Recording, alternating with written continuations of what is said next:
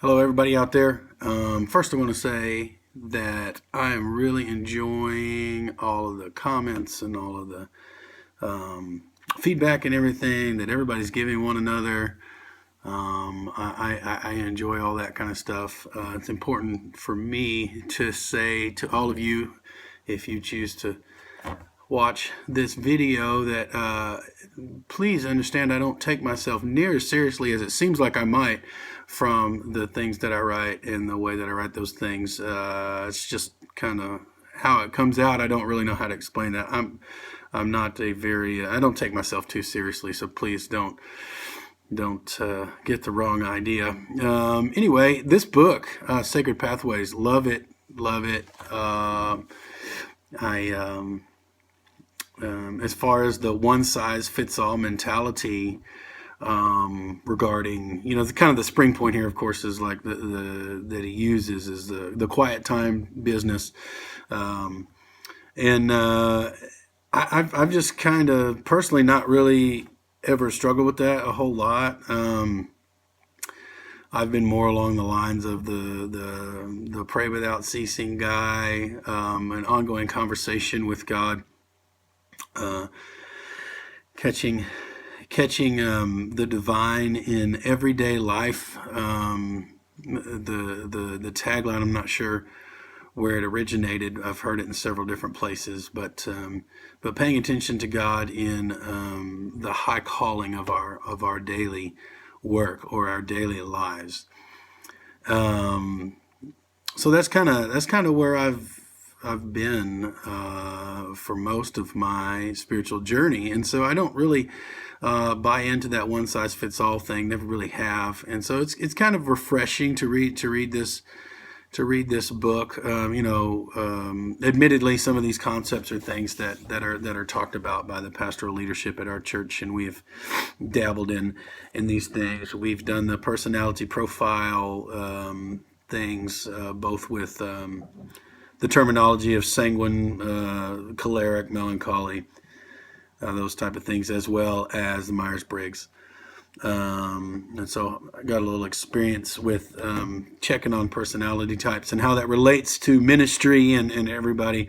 But I'm going to be honest, the book with the sacred pathways and the ones that he identifies with the sensates and traditionalist and activist and so on and so forth, intellectuals, kind of makes me feel a little bit like a schizophrenic, because I feel like I exhibit and enjoy many parts of many of those. Of course, not all of them. I think for myself, I would have to say that sensate is one of the earmarks of my relating to God. In being a worship leader and now a worship pastor, I have regularly most related to God in the times of developing set lists in prayer and preparation for worship services, as well as in the corporate gathering. Experiencing the move of God in that setting has been significant to me, time and time and time again. But it's kind of hard to pigeonhole. Maybe I just am one of those guys that doesn't want to be pigeonholed. Maybe, I don't know. But I really appreciate and relate to and learn from a wide range of teaching types. Everything from John Piper to Stephen Furtick to Ravi Zacharias to, one of my favorite teachings that I heard was from Dr. Bill Bright.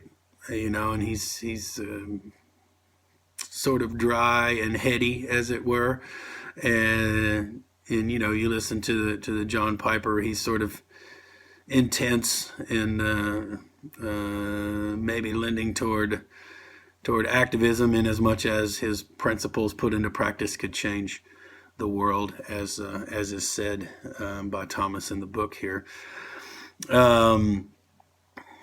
But then, like the Ravi Zacharias, the apologetics, and the means by which he approaches that is very attractive to me as well, and I relate to God in that way, knowing and being able to always have an answer. That's fun for me. It's not the most important, which is kind of why I feel like I might exhibit the activist end of things as well, because evangelism is super important to me. I think that my personal opinion is that if the things that we're doing in our ministries, in our churches, regardless of whether you would be teaching a Sunday school class or you might be in charge of whatever liturgy for a particular portion of the way that you practice at your church or your ministry, or whether you're running a soup kitchen, or whether you're doing whatever it is that God has called you to do, it's my belief that if those things aren't focused specifically toward the end of connecting people who didn't formally know Jesus, connecting them with Jesus so that they can become believers in Jesus. If those things aren't specifically focused, if we can't put feet to the things that we're doing, everywhere from every position, from the guy who sets up chairs to the person who comes in early on Sundays and turns the lights on, are we focused on Jesus and having and looking for opportunities to share love both in lifestyle and in word? As we like to say, the St. Francis of Assisi quote, preach the gospel always. If necessary, use words. I say it's always necessary to use words. Our actions and our words put together equals evangelism. And so, sensate, activist, I feel like at this point I'm just rambling. I'm on 7 minutes now, this video. So if you've survived this much, that's wonderful. But anyway, that's kind of my take on the whole thing. I've never really been a one size fits all guy. I mean, there's just not, I don't think that's practical. One of the great, sort of statements, is a little bit cheeky, I think, in this book, in the introductory comments, is how, the quiet time conflicts with actual reality and life. And I laughed out loud when I read that, just because it does. It's sort of an impracticality that we've imposed on ourselves. Of course, the discipline of reading and daily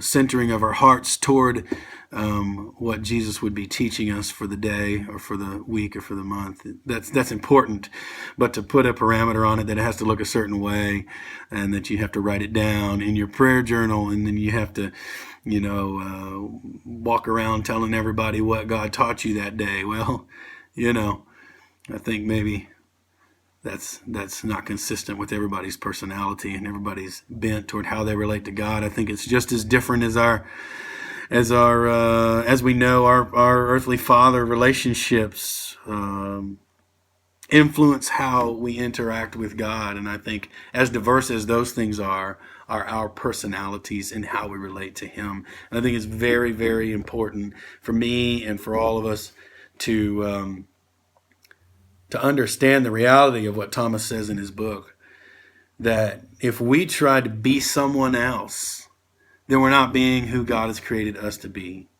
We can use examples, of course. Paul says, follow me as I follow Christ, from the mentor perspective, from the leader perspective, and we understand what that means, and we have those people in our lives that we want to emulate in their devotion to Christ, and emulate in their I guess piety, as it were, whatever that means to you or to me. But being someone else, emulating someone else, is just not what God has called you to do. It's really funny if we look around in the music world. you can see that happening a lot. For a while there in our neck of the woods, everyone, late 90s, early 2000s, it seemed like every worship leader had a little bit of a British bent on his dictation, his or her dictation, from the influence of Matt Redman, Martin Smith, and others who, are from over the pond over there. And it's just really, really funny. And currently we have I notice quite often, if you listen to any of the Bethel music, they have sort of a, way that certain worship leaders there pronounce things. And you'll catch folks emulating that, and it just kind of makes me chuckle, because I would rather know who God has made that individual to be. I would rather know how that person relates to God and leads in worship without having to pronounce things the way that the Bethelonians do over there in Reading. Anyway, that's my comment on the matter. I'm growing to love you guys more and more. I appreciate if you've listened past 11 minutes, you are awesome. So we'll continue on, and fun times. All right.